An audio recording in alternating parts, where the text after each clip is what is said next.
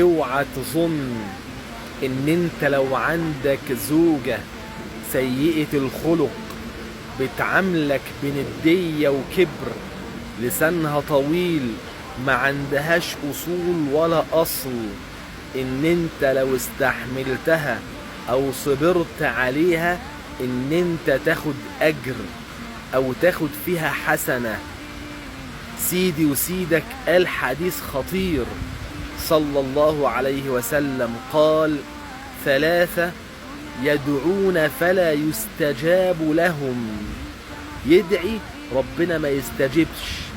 أولهم رجل كانت له امرأة سيئة الخلق فلم يطلقها. ما طلقهاش بقى علشان أولاد، عشان عشرة، عشان يستحملها، علشان أي حاجة. ساعتها تدعي لن يستجاب لك. مادام هي سيئة الخلق ربنا أحل لك الطلاق، فمادام ربنا أحله أكيد مخرج للي انت فيه. لو ما تعرفش الحديث شيره وعرف غيرك وصلي على حبيبك.